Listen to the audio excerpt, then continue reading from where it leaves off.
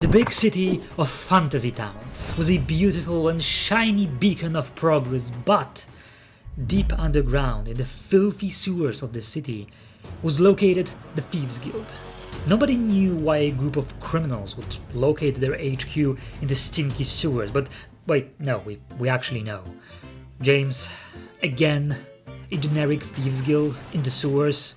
But not to worry, as from the shadows emerges Ken Levine, a master storyteller, the father of the Thieves series, as well as System Shock and Bioshock. He knows how to make complex criminal setups, as well as deep world building that supports them. He engulfs James in the shadows so they could both learn how to create memorable and immersive criminal undergrounds. But to touch upon this subject and even start talking about it, we need to understand how criminal undergrounds are formed. Because they do not appear out of thin air, and contrary to what typical fantasy worlds would show you, they do not always have to exist, or at least not in the form that they are usually portrayed. So how are they formed? The easiest way to think about the birth of a criminal underground is to imagine that a population hub, which is a city, town, or any place that has a population, is a household. And just like any household, if you don't clean it often enough, a mold will start to appear. At first the mold will be, very small, hidden in places that are the most neglected and forgotten. It will not spread more than that if the rest of the household will be in a decent condition, but can eventually become a big problem if not taken care of. It will start to corrupt everything and slowly and surely devour the house. And to get rid of it, you will need to dedicate a lot of time, energy and resources, and even after that, you will never be 100% sure that you got rid of it completely. So in terms of towns and cities, there are usually things that can influence the growth of a criminal underground or speed it up. Low stability is one of them. If the town has a lot of problems, societal problems, cultural tensions, it was under siege, or a bloody and chaotic coup took place, or anything that destabilized or managed to throw chaos and anarchy into the city, has a chance of generating crime. And if the crime is high enough and will persist for long enough, it will finally crystallize into this mold that we call the criminal underground.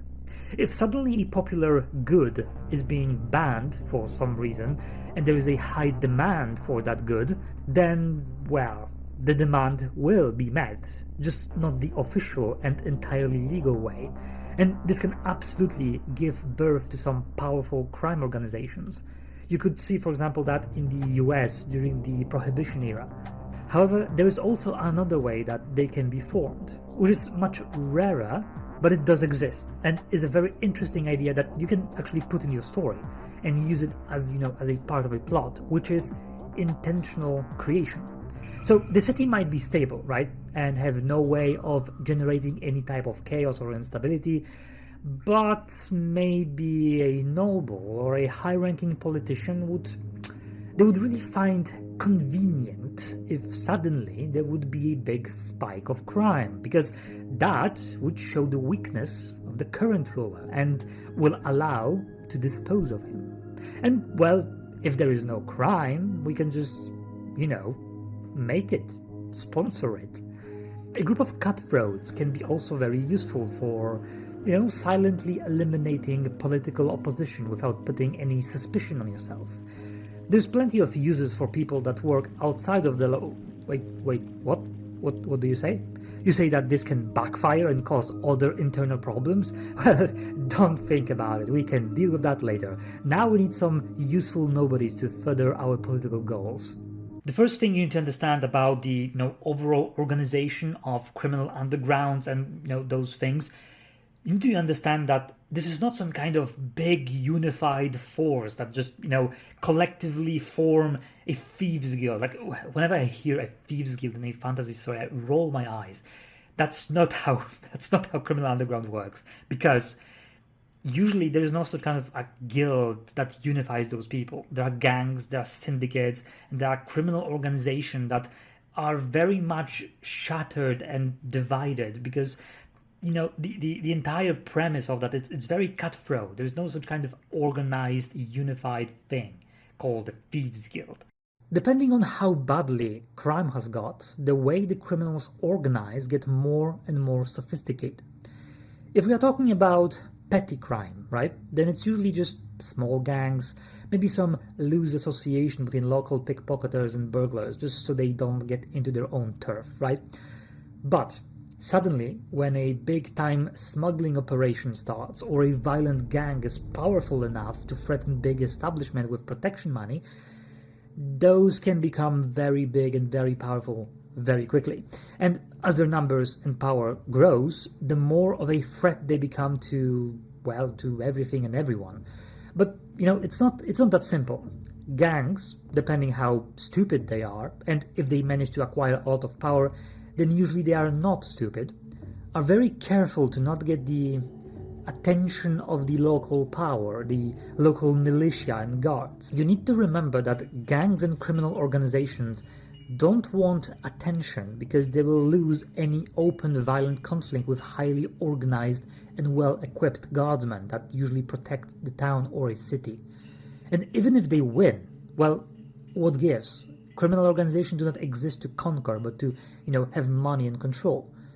Of course, there are exceptions. If crime is so big that those organizations have massive amount of power, they can just attack highly defended convoys in open street in wealthy districts, just like in Mexico. But we are talking about a fantasy universe where they are the underground and not the actual above ground, just like they are in Mexico, for example, right? So, to avoid attention from the powers above, those criminal organizations have almost always a high intolerance for snitches. This intolerance is so high, in fact, that the worst competing gangs that hate each other guts will stop fighting just to eliminate a snitch, which, is normal when you think about it. High prosecution of such people makes it so that lower-ranking criminals are highly discouraged from snitching. Even betraying your own gang for the other is not seen with such a disdain as snitching, right? Same goes with disorder and specifically violent crime within areas that are dominated with illegal smuggling activities or other money-making activity. I actually know of one such place, and for safety reasons I will not say what place is it, but in Western Europe there is a town that I have some friends in where it is very peaceful. It is actually extremely peaceful, more so than any other place, almost in the entire country. And that is because the town is dominated by a gang that deal with drugs, and they don't want police attention. So if someone starts a fight, or some retard think about violent assault, they are dealt with. Because, that attention is very bad for business. So if in your fantasy town you have a violent cult of a blood god or something that works in the approximate area of a criminal gang, that gang can actually be very, very intolerant to it because it can bring unwanted attention from the authorities, especially if in your fantasy world there is some kind of zealous, very strict religious authority that deal with, this kind of stuff, like an inquisition kind of organization. Oh, that will be very, very bad for business for, those local gangs. So the local criminal organization would work very hard to crush such a stupid cult, just to not get the attention of even more dangerous forces like this quote-unquote inquisition, right? So to keep a relative peace, or just for safety or profit, those criminal organizations usually try to form alliances, right? Of course, those are more like alliances of convenience and loose association, because in a world that deals with very immoral and sometimes violent individuals, nothing can be that stable for a long period of time. Especially that, contrary to the political world, here nobody cares about the law. Being in a political environment, even if, if the political environment is very cutthroat, is actually much safer, because before they will actually, cut throat, they will first try to eliminate you legally. However, the legal system is a tool in politics, but it does not exist in a criminal underground. So, in a criminal underground, everything goes. Now, what do those gangs and criminal organizations do for a living? Well, anything that is illegal, right? So pickpocketing, burglary, thievery of any kind, threats of violence, actual violence, all of those things. It's high risk, high reward. If you fail, you get caught, well, you get thrown to jail. And in some, very radical circumstances, if you are in a culture that is very radical in terms of punishing, then you will maybe, lose your hand. But then you have high reward, right? You can earn quite a lot of money if you find a good target and gain a lot of money for actually not that much work, right? So why would a criminal organization start using violence? What good does that do? Well, it's not that simple. Usually it does not start with violence outright. Sometimes if you cannot take money without being caught, you take it because you are bigger and nastier than your victim. You enforce your will through physical intimidation. Sometimes it is very effective and you no longer threaten individuals, you just start to threaten entire establishments, right? But let's say one establishment does not want to pay.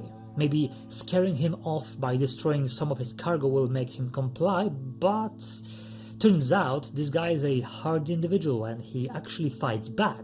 He roughs some of your goons up and they come back to you crying. So what do you do now? Will you let that slide?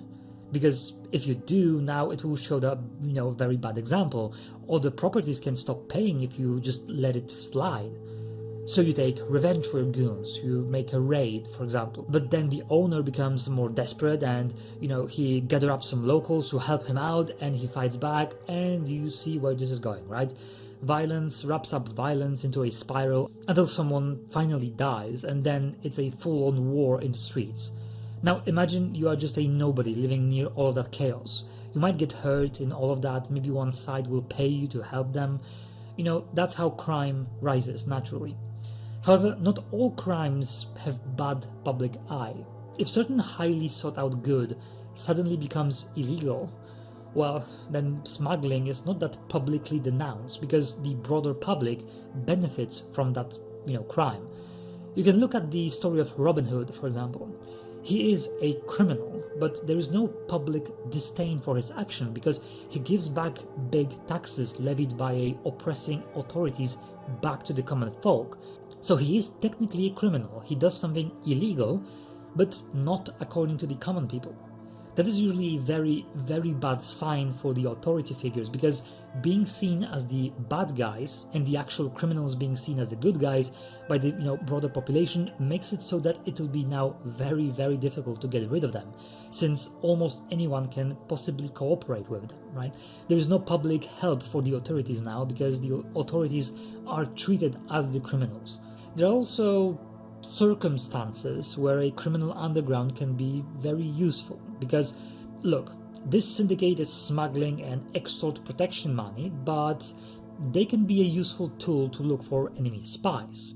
So a criminal organization can be used as an intelligence agency, both as a counterintelligence force and a subversive force, because criminals operate outside of the law.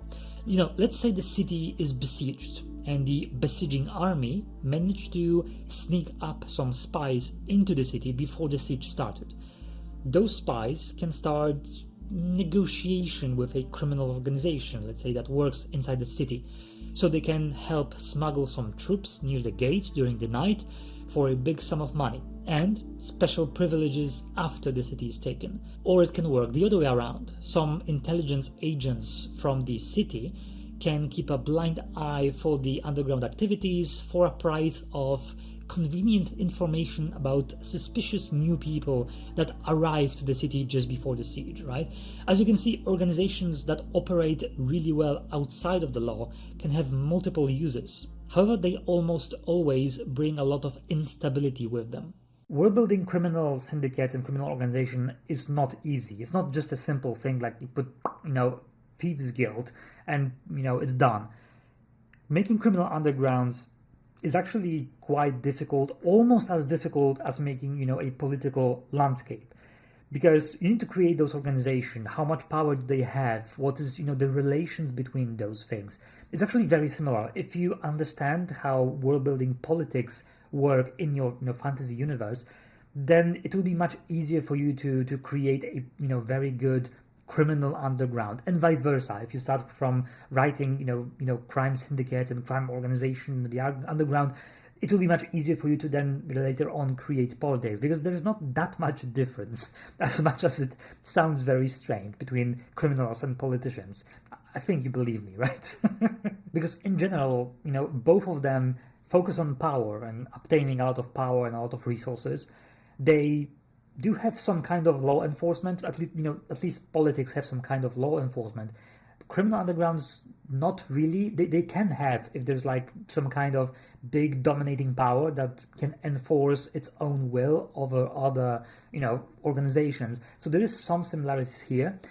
The thing is, criminal syndicates and organizations do not work within the law. However, they can create their own rules and their own law. That's actually what happens very often if they become big enough and organized enough.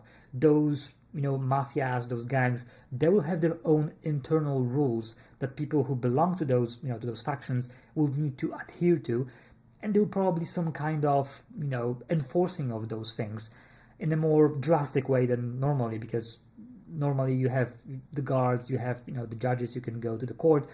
Here they can just off you, right? So not that great.